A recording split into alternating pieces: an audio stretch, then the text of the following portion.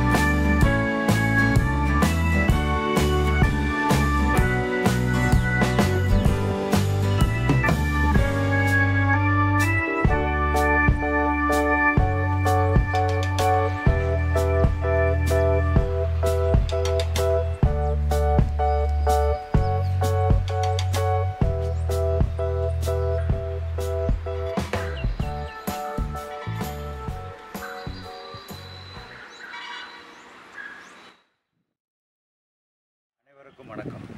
என்னுடைய பேர் வந்து எம். கிரபாண்டியன். நான் வந்து ஒரு பள்ளியில் வந்து முதுகலை ஆசிரியராக பணியாற்றி கொண்டிருக்கிறேன். தாவரங்களை பற்றி பல வகையில் பாடம் நடத்தியிருக்கேன். முக்கியமாக பார்த்திங்கன்னா சுற்றுப்புற சூழலை பற்றியும் சுற்றுப்புற மாசுபாடை பற்றி நிறைய பாடம் நடத்தியிருக்கேன். அதேபோல் இயற்கை உணவுகள் பற்றியும் இயற்கை வெஜிடபிள்ஸ் பற்றியும் நிறைய சொல்லியிருக்கேன். ஏன் அதை நம்மளாம் ட்ரை பண்ணலாம் அப்படின்னு முடிவுக்கு வந்தேன். இது எனக்கு வந்து முன்மாதிரியாக இருந்தது ஒரு டிவி நிகழ்ச்சி. டிவியில் பல பேர் இந்த மாதிரி வந்து மாடி தோட்டங்கள் ஆரம்பிச்சிருக்கதா காட்டினாங்க. அது எப்படி செய்கிறதா என்று பல வகையில் பார்த்தாங்க. அது வகை யூடியூப் வழியாக நிறைய வீடியோக்களை எப்படி இந்த மாதிரி மாடி தோட்டத்தை ஆரம்பிக்கிறது பற்றி வீடியோக்களையும் பார்த்தேன். அதுக்கப்புறம் வந்து இங்கே ஒரு தோட்டக்கலைத்துறையினுடைய அலுவலரையும் தொடர்பு கொண்டு அவங்களுக்கும் நிறைய அட்வைஸ் கேட்டேன். அதுக்கப்புறம் வந்து முதல்ல ஒரு 5 பைகள் முக்கியமாக கவர்மெண்ட் நம்முடைய அரசாங்கம் வந்து தோட்டக்கலைத்துறையின் வழியாக ஒரு கிட் கொடுத்துட்டாங்க. 6 பாலித்தீன் பை, அப்புறம் கோகோ ஃபீட் அதாவது தென்னை நார், அதுக்கப்புறம் வந்து ஃபெர்டிலைசர்ஸ், இயற்கை ஃபெர்டிலைசர்ஸு, அப்புறம் விதைகள்லாம் கொடுத்தாங்க. முதல்ல 6 பைகளை கொண்டு ஆரம்பித்தேன். ஸோ அது வந்து கீரைகள், முள்ளங்கி, அப்படி நிறைய காய்கறிகளும் வந்து நல்லா ஆரம்பிச்சு ஃப்ரெஷ்ஷாக இருந்துச்சு. சமையல் பண்ணும்போது ரொம்பவும் டேஸ்ட்டாகவும் இருந்துச்சு. குழந்தைகளும் அதை அந்த உணவுகளை அந்த காய்கறிகளை விரும்பி சாப்பிட ஆரம்பித்தாங்க. ஸோ இன்னும் எக்ஸ்டெண்ட் பண்ணலாம் அப்படின்னு நினச்சி படிப்படியாக வந்து நிறைய வெளி மார்க்கெட்டில் போய் பைகளை கலெக்ட் பண்ணேன். ஸோ ஒரு பை வந்து இப்போ சின்ன பல்வேறு விதங்கள் இருக்குது. மீடியம் சைஸ் இருக்குது, பெரிய சைஸ் இருக்குது. 15 ரூபா 25 ரூபா பேக்கில் வாங்கி முதல்ல என்னாச்சுன்னா மாடி தோட்டம் வைக்கும்போது முக்கியமான வெயிட் ஏறக்கூடாது. ஏன்னா வீடு வந்து டேமேஜ் ஆகின ஒரு பயம் இருக்கும்.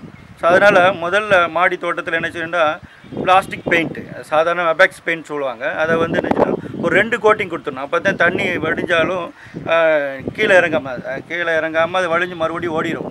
எந்த விதமான பிரச்சனையும் நம்மளுக்கு வந்து ரூஃபில் வந்து ஏற்படுத்தாது. ஸோ அதனால் என்ன செய்யணும் முதல்ல அபெக்ஸை ஏதாவது ஒரு பெயிண்ட் மேலே வந்து 2 கோட்டிங் கொடுத்துடணும். ஸோ கொடுத்த பின்னாடி என்ன செய்யணும் அப்படின்னு சொன்னால் பாலித்தீன் பைகளையோ அல்லது பிளாஸ்டிக் டப்பாக்களையோ வாங்கணும். வாங்கி வெறும் மண் மட்டும் போட்டால் வெயிட் ஏறிடும். ஸோ அதுக்காக என்ன செய்யணும்னா முதல்ல வந்து ஒரு 60% கோகோ ஃபீட் அதாவது தேங்காய் நார் அது கழிவுகள் இருக்கும், அதில் மார்க்கெட்டில் கிடைக்கிது. தேங்காய் பண்ணைகள்லாம் நார் உரிக்கிற பண்ணைகள்லாம் நம்ம அதை வாங்கிக்கலாம். தேங்காய் நார், அப்புறம் ஒரு 40% மண். அதாவது மண்ணின் அளவை வந்து குறைக்க வெயிட்லெஸ் ஆகும். அதுக்கப்புறம் பார்த்திங்கன்னா கொஞ்சமாக மண்புழு உரம், வேப்பம் புண்ணாக்கு, அதுக்கடுத்து பார்த்திங்கன்னா சூடோமோனோபாஸ் அப்படின்னு சொல்லி கவர்மெண்ட் நிறைய இயற்கை ஃபெர்டிலைசர்ஸ்லாம் கொடுக்குறாங்க. அதையும் நம்ம வந்து மிக்ஸ் பண்ணி ஒரு 3 or 4 days வந்து அல்லது 5 days வந்து அதை மக்க வைக்கணும். ஸோ அதுக்கப்புறம் வந்து தண்ணியை தெளித்து அதை வந்து அப்பப்போ கிளறி விட்டுக்கிட்டே இருக்கணும். ஒரு 7 days கழித்து அந்த பையில் என்னச்சுன்னா விதை நடைய ஆரம்பிச்சிடலாம். விதைகள் வந்து எல்லா வகையான விதைகளுமே நடலாம். நம்ம வந்து மேலே வெயில் அடிக்கும் ரூஃபில் அப்படின்னு சொன்னால் இந்த மாதிரி க்ரீன் ஹவுசஸ் அப்படின்னு சொல்லி மேலே ரெடி பண்ணிட்டோம்னா வெயில் அதிகமாக தாக்குறதுக்கு உட்படாது. நம்ம கோடைவாஸ்தலங்களில் ஊட்டி கொடைக்கானலில் விளையக்கூடிய எல்லா தாவரங்களையும் முக்கியமாக கேரட்டு, முள்ளங்கி, பீட்ரூட்டு, பீன்ஸு எல்லா வகையான தாவரங்களையும் நம்ம இங்கே பயிர் செய்யலாம். பார்த்திங்கன்னா அதுக்கு வந்து இந்த மாதிரியான க்ரீன் ஹவுஸை வந்து ஏற்பாடு பண்ணணும். இதுவும் ஒரு குறைஞ்ச சின்ன நார்மலாக ஒரு 3000 அளவில் போதுமானது. 3000 ரூபாய்க்கு இது வந்து நான் வந்து ஒரு 800 சதுர அடியில் க்ரீன் ஹவுஸ் போட்டிருக்கேன். வேணால் எக்ஸ்டெண்ட் பண்ணிக்கலாம் தேவையான. ரொம்ப குறைவான இதில் நம்ம இதை ஆரம்பிச்சிடலாம். பையும் பார்த்திங்கன்னா ஒரு பை 14 ரூபா இல்லை 25 ரூபா தான். கோகோ ஃபீட் என்பது வந்து ஒரு 5 கிலோ கோகோ ஃபீட் கேக்கு என்பது 150 ரூபா தான். ஸோ அதை வந்து நம்ம 50 லிட்டர் தண்ணி ஊற்றினோம்னா ஒரு 20 பைக்கு அதை வந்து நம்ம ஃபில்லப் பண்ணிடலாம். ஸோ அதுக்கடுத்து பார்த்தோம்னா விதைகள் வந்து மார்க்கெட்டில் கிடைக்குது. வெளி அந்த உரை கடையில் வந்து சாதாரண உரக்கடையில் வந்து சின்ன சின்ன பேக்கில் வந்து எல்லா விதமான கேரட்டு, முள்ளங்கி, கீரை வகைகள், கத்திரிக்காய், வெண்டைக்காய் அப்படி எல்லா வகையான கீரை வகைகளும் விதைகளும் கிடைக்குது.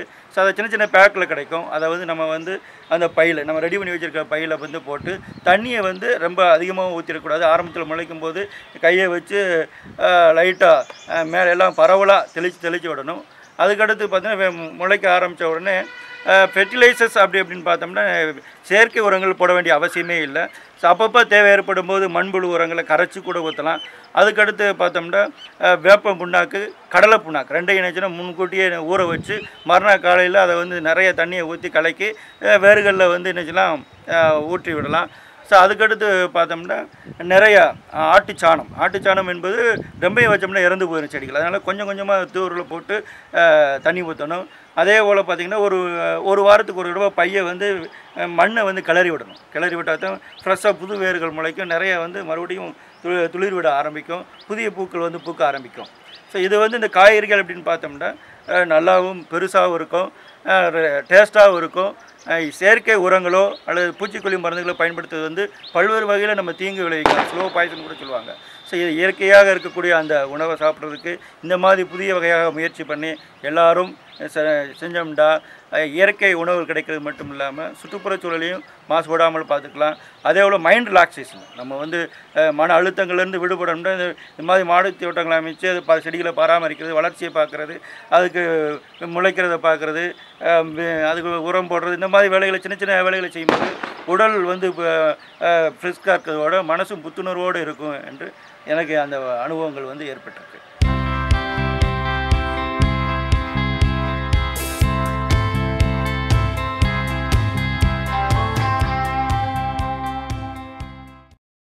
மாடி தோட்டங்களில் காய்கறி மட்டும் பயிர் செய்ய வேண்டிய அவசியம் இல்லை. ஏன்னா நிறைய பழமரங்களையும் நம்ம வந்து போன்சாய் வகையில் வந்து மொட்டை மாடிகளில் நம்ம பயிர் செய்யலாம். முக்கியமாக பார்த்திங்கன்னா இந்த மாதிரி வந்து மாதுளை, இது வந்து வாழை, கொய்யா, எலுமிச்சை, நாவல் மரம், மாமரம், பப்பாளி, அதே போல் ஆரஞ்சு, இந்த எல்லா வகையான பழ மரங்களையும் நம்ம மாடி தோட்டங்களில் வந்து வெயிட்லெஸ்ஸாக முக்கியமாக பார்த்திங்கன்னா வெயிட்லெஸ்ஸாக வந்து நம்ம ஆரம்பிக்கலாம். இதில் வந்து மண் வந்து ரொம்ப கம்மியாக இருக்கும். இதில் பார்த்திங்கன்னா கோகோ ஃபீட்டு, கொஞ்சமாக வந்து இயற்கை சாணம், அப்புறம் செம்மண், முக்கியமாக பார்த்திங்கன்னா செம்மண் தான் ஆரம்பிக்கணும். இதை வந்து நம்ம வந்து இடத்த கொஞ்சம் மாற்றிக்கலாம். கொஞ்சம் பெருசாக வளர்ந்து வேறு இடத்துக்கு கொண்டு போனால் ஈஸியாக வந்து தூக்கிட்டு கொண்டு போய் அடுத்த இடத்துக்களில் நம்ம மூவ் பண்ணி வச்சிடலாம். இடத்த வந்து அங்கங்கே ஷிஃப்ட் பண்ணி அழகாகவும் வரிசையாகவும் முறையாகவும் பராமரிக்கிறதுக்கு ரொம்ப எளிமையானது, வெயிட்லெஸ்ஸாக இருக்கும். முக்கியமாக மாடிகளில் வந்து பாரம் கூடி இடிஞ்சிரும் அப்படின்ற பயம் வந்து அவசியமே இல்லை. ஏன்னா ஒரு பை வந்து 1 கிலோ விட குறைவான வெயிட்டில் நம்ம வந்து ஏற்பாடு பண்ணி நம்ம செடிகளை வந்து வளர்க்கலாம்.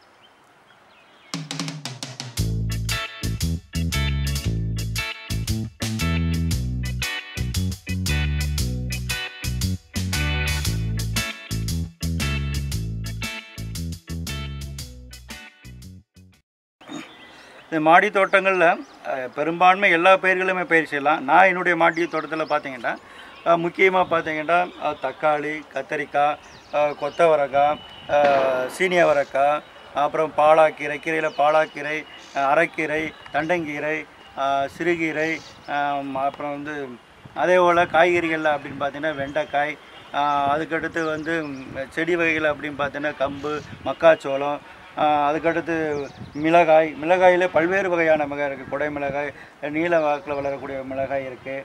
கத்திரிக்காயிலையும் பல்வேறு வகையான கத்திரிக்காய்கள் வந்து விளைவிக்கப்படுகிறது. அதுக்கடுத்து பார்த்திங்கன்னா கேரட்டு, முள்ளங்கி, பீட்ரூட்டு, காலிஃப்ளவரு, முட்டைக்கோஸு, பீன்ஸில் நிறைய வெரைட்டிஸ் இப்போ செஞ்சுருக்கேன். அதுக்கடுத்து பார்த்திங்கன்னா நிறையா பழ மரங்களில் வந்து முக்கியமாக பார்த்திங்கன்னா வாழை, மாதுளை, பப்பாளி, கொய்யா, நார்த்தை, எலுமிச்சை, அதுக்கடுத்து வந்து நாவல் பழம், அப்புறம் மாமரம், அப்புறம் வந்து ஆரஞ்சு அப்படின்னு எல்லா வகையான பழமரங்கள் இருக்குது. பூச்செடியில் பார்த்திங்கன்னா நிறைய வகையான பூச்செடிகள், முக்கியம் ரோஸில் வந்து பார்த்திங்கன்னா 10க்கு மேற்பட்ட வெரைட்டியான ரோஸ் செடிகள் வந்து வளர்க்குறேன். காலையில் அது பூக்கும்போது பார்ப்பது ரொம்ப அழகாகவும், வீட்டுக்கு தேவையான மனைவிக்கு தேவையானது, குழந்தைகளுக்கு தேவையான பூவை இங்கேயே பறித்து கொள்வதனால வந்து அவங்களும் சந்தோஷமாக வந்து இதை வந்து பராமரிக்கிறதுக்கு எனக்கு ரொம்ப உதவிகரமாக இருக்காங்க. குடும்ப உறுப்பினர்களும் தனி விடுதலிருந்து உரம் இதிலிருந்து என்னுடைய பிள்ளைகள் முதற்கொண்டு குழந்தைகள்லாம் வந்து வீட்டை விட்டு வெளியே வர மாட்டேன், கேம்ஸே விளையாண்டுக்கிட்டு இருப்பாங்க, டிவியை பார்த்துக்கிட்டே பொழுது ஒப்பேற்றிக்கிட்டு இருப்பாங்க. இப்போ பார்த்திங்கன்னா அவங்களும் முன் வந்து செடிகளை வளர்றதை பார்க்குறது, அதை எப்படி வளருது, என்ன செடி அப்படின்னு ஒவ்வொன்றையும் பற்றி கேட்டு தெரிந்து கொள்கிறார்கள். செடியுடைய வகைகளை பற்றி எப்படி காய்க்குது பூக்குது அப்படின்ற ஒரு இயற்கையாகவே நேரடியாகவே ஒரு படிப்பினையும் என்னுடைய பிள்ளைகளுக்கு வந்து அது ஏற்படுது. அவங்களும் வந்து தண்ணி பாய்ச்சுவது, உரம் போடுவது, இன்னும் பல்வேறு வேலைகளை சின்ன சின்ன வேலைகளை ரொம்ப சந்தோஷமாக ஈடுபட்டனால அவங்களுக்கும் பொழுது போது, எனக்கும் பொழுது போது, என்னுடைய மனைவி, என்னுடைய அம்மா, அவங்களுக்கும் வந்து இப்போ வயதான என்னுடைய அம்மா வந்து நிறைய நேரங்கள் இதில் செலவழிக்கிறாங்க. முக்கியமாக இந்த பையை ஆரம்பிக்கும் போது 10 பையில் ஆரம்பித்தேன். இப்போ 300க்கு மேற்பட்ட பைகளை வந்து நான் வந்து பராமரிக்கிறேன். இதுக்கான நேரம் அப்படின்னு பார்த்தோம்னா காலையில் என்னுடைய வேலையை வந்து இப்போ வந்து என்னால் வந்து ஒர்க் பண்ண முடியாது. ஈவினிங் டயத்தில் வந்து நான் வந்து இதை வந்து கிளறி விடுறதுலேருந்து உரம் போடுறதுலேருந்து பூச்சி இருந்தால் பூச்சிக்கொல்லி மருந்துகள் தெளிக்க மாட்டேன். முக்கியமாக பார்த்திங்கன்னா நீம் ஆயில் அப்படின்னு சொல்லுவாங்க, வேப்ப எண்ணெயை கொஞ்சமாக வந்து சோப்பு கரைசலோட மிக்ஸ் பண்ணால் அதை வந்து தண்ணியில் கலக்கி 1 லிட்டருக்கு வந்து 5 ml அளவுக்கு போதுமானது. அந்த நீம் ஆயிலை கலக்கி அதை வந்து கையில் இருக்கக்கூடிய ஸ்ப்ரேயை வச்சு ஒவ்வொரு செடியாக தெளித்தோமானால் படிப்படியாக நோய் வந்து தவிர்க்கப்படும். அது வந்து ஆரம்பத்திலேயே அந்த நோய் பரவாமல் தடுக்கிறதுக்கு என்ன செய்யணும்னா மண்ணில் கலக்கும் பொழுது வேப்பம் புண்ணாக்கை வந்து மண்ணில் கலந்துட்டோம்னாலே வந்து ஆரம்பத்திலேருந்து அந்த செடியை வந்து ரொம்பவும் வந்து நோய் வாய்ப்படாமல் பாதுகாப்பாக வளர்றதுக்கான வாய்ப்புகள் வந்து ரொம்ப அதிகமாக காணப்படும். மாடித்தோட்டம் பராமரிக்கிறதுக்கு வந்து தேவையான டூல்ஸ்கள் வந்து ரொம்ப பெருசாக இருக்க வேண்டிய அவசியம் இல்லை. இந்த மாதிரி இது வந்து மருந்து தெளிப்பதற்கு, அதாவது நீம் ஆயில் தெளிப்பதற்கு, அதே போல் சில தாது பொருட்கள் கரைசல்களை கரைச்சி தெளிப்பதற்கு இது ஸ்ப்ரேயரை வந்து இப்படி புஷ் பண்ணிவிட்டு நம்ம ஒவ்வொரு செடியாக வந்து தெளிப்பதற்கான வாய்ப்புகள் இருக்குது. அதே போல் லோ காஸ்ட் அப்படின்னு பார்த்திங்கன்னா இது வந்து வெறும் 70 ரூபா தான். இந்த இது கீழே நம்ம சாதாரண கூல்ட்ரிங்க்ஸ் பாட்டில் தான். இதை வச்சு நம்ம வந்து எல்லா வகையான செடிகளுக்கு உரங்கத்தை ஸ்ப்ரே பண்ணுறது, பூச்சிக்கொல்லி மருந்துகளை முக்கியமாக நீம் ஆயிலை ஸ்ப்ரே பண்ணுறதுக்கு யூஸ் பண்ணிக்கலாம். அதுக்கடுத்து வந்து இதில் நீம் ஆயில் வந்து ரெடிமேடாகவே இருக்குது. அதோட வந்து கொஞ்சம் சோப் ஆயில் கலந்து வச்சுருப்பாங்க. இதை வந்து 5 ml 1 லிட்டருக்கு வந்து 5 ml வீதம் கலந்து நம்ம ஸ்ப்ரே பண்ணிக்கலாம். இது 1 லிட்டருக்கான ஸ்ப்ரே பாட்டில் தான். அதுக்கடுத்து இந்த பை வந்து மார்க்கெட்டில், லோக்கல் மார்க்கெட்டில் கிடைக்கும். முக்கியமாக ராஜபாளையத்தில் வந்து ஏகே ஃபர்னிச்சர்னு சொல்லுவாங்க. அதில் கலர் ட்ரீ அப்படின்னு சொல்லி அவங்க தனியாக ஒரு இது வச்சுருக்காங்க. அதில் எல்லா வகையான பையுமே வச்சுருக்காங்க. இதில் சின்ன பையிலேருந்து பெரிய பையிலேருந்து பல்வேறு விதமான பைகள் வச்சுருக்காங்க. ஒரு பை என்பது மீடியம் பை வந்து 15 ரூபா சொல்லுவாங்க, பெரிய பை 25 ரூபா சொல்லுவாங்க, இந்த பை வந்து 6 ரூபா சொல்லுவாங்க. ஸோ அதுக்கடுத்து இந்த டூல்ஸ் வந்து நம்ம வந்து முக்கியமாக சிஸ்ஸர் வந்து செடிகளை வந்து கட் பண்ணி விடுறதுக்காக நம்ம யூஸ் பண்ணுவோம். அதுக்கடுத்து வந்து இது வந்து தண்டுகளை அறுப்பதற்காக நம்ம சாதாரண வைக்கக்கூடிய பேடு பயன்படுத்திக்கலாம். ஸோ அதுக்கடுத்து வந்து இதை வந்து செடிகளில் வந்து நாற்றுகளை வந்து நடுவதற்கு அல்லது மண்ணில் கிளறி விடுறதுக்கு யூஸ் பண்ணிக்கலாம். இதை வந்து மண்ணை அழுவதற்கு மிக்ஸ் பண்ணுறதுக்கு கோகோ ஃபீட்டு மண்ணுகளை மிக்ஸ் பண்ணுறதுக்கு யூஸ் பண்ணலாம். ஸோ அதே போல் இதுவும் கலப்பதற்காக யூஸ் பண்ணலாம். இது வந்து செடிகளில் வந்து கிளறி விடுவதற்காக யூஸ் பண்ணிக்கலாம்.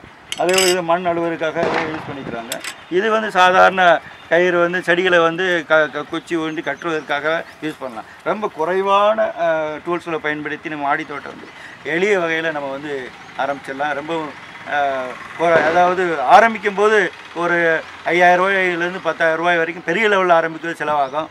பின்னாடி வந்து அது 1 டைம் இன்வெஸ்ட்மெண்ட்டு தான். அதே பையை, அதே மண், அதே கோகோ ஃபீட்டை நம்ம யூஸ் பண்ணிக்கலாம். அப்பப்போ தேவையான ஃபெர்டிலைசர் மட்டும் அதில் கலந்துக்கிற வேண்டிய சூழல் வரும். மற்றபடி இது ஒன் டைம் இன்வெஸ்ட்மெண்ட்டு தான். அடுத்து பல ஆண்டுகளுக்கு இதே மேனுஃபேக்சரிங், இதே பொருட்களை நம்ம வந்து மறுபடியும் யூஸ் பண்ணிக்கிட்டு இருக்கலாம். முன்னாடி வந்து நம்ம காய்கறி வாங்குறதுக்காக மார்க்கெட்டுக்கு போய் நிறைய செலவழிக்கிறோம். அது காய்கறி நல்லா இருக்கா இல்லையா அப்படின்னு சொல்லி செலவழிக்கிறோம். வாங்கக்கூடிய காய்கறி நம்ம வந்து 2 நாளையாக பயன்படுத்த முடியாது, சீக்கிரமாக அழுகி போயிடும். ஏன்னா அது உரங்கள் பயன்படுத்தியிருக்காங்க, செயற்கை பூச்சிக்கொல்லிகள் மருந்து பயன்படுத்தினால சீக்கிரமாகவே கெட்டு போயிடும். நான் வந்து இந்த மாடி தோட்டம் ஆரம்பித்ததுலேருந்து ஒரு 10 நாளில் பார்த்தீங்கன்னா கீரைகள்லாம் போய் வந்து அறுவடைக்கு வந்துருச்சு. தண்டங்கீரை, அரைக்கீரை, முளைக்கீரை, இப்போ பொன்னாங்கண்ணி கீரை, இந்த மாதிரி கீரைகள்லாம் வந்து அறுவடைக்கு வந்துருச்சு 10 நாளில். ஸோ அதுக்கடுத்து பார்த்திங்கன்னா ஒரு 15 நாளில் பார்த்திங்கன்னா முள்ளங்கி அறுவடைக்கு வந்துருச்சு, அதை எடுத்து வந்துட்டேன். அதுக்கடுத்து 1 மாதம் கழித்து பார்த்தோம்னா மிளகாய், கத்திரிக்காய், தக்காளி, கேரட்டு, முள்ளங்கி, அது வந்து அடுத்தடுத்த ஒரு 2 மாதங்களுக்குள்ளே படிப்படியாக அறுவடைக்கு ஆரம்பிச்சிருச்சு. அப்படின்னு பார்த்திங்கன்னா அதுக்கடுத்து பீன்ஸு, எல்லா வகையான, அதாவது மார்க்கெட்டில் கூட ஒரு சில காய்கறிகள் வந்து சீசனுக்கு தான் வரும். ஆனால் பார்த்து நம்ம வீட்டு தோட்டத்தில் வந்து எல்லா சீசன்லேயும் எல்லா காய்கறிலையும் நம்ம பயிர் செஞ்சிடலாம். அதனால் எல்லா சமயங்களையும் நம்ம எல்லா காய்கறிகளுமே வாழ்க்கையில் டெய்லியில் வந்து வெஜிடபிள்ஸ் நம்ம பயன்படுத்திக்கலாம். முக்கியமாக வந்து தக்காளி கூட சீசனில் ரேட்டு கம்மியாக இருக்கும். பார்த்து இப்போ மாடி தோட்டம் ஆரம்பிச்சிட்டுனா எப்போ வேணாலும் நம்ம தக்காளி யூஸ் பண்ணிக்கலாம், கத்திரிக்காய் யூஸ் பண்ணிக்கலாம், குடை மிளகாய் இருக்குது, சாதாரண மிளகாய்கள் இருக்குது, முட்டைக்கோசு, முள்ளங்கி, காலிஃப்ளவர், இதெல்லாம் வந்து ஒரு சீசனில் தான் குறைஞ்ச விலையில் கிடைக்கும். இப்போ வந்து மாடி தோட்டம் அமைச்சிட்டோம்னா எல்லா நேரங்களும் எல்லா காலங்களையும் நம்ம வந்து குறைஞ்ச விலையில், முக்கியமாக பார்த்து குறைஞ்ச செலவில் இயற்கையாக காய்கறிகள் நம்ம பயன்படுத்துறதுக்கு நல்லது.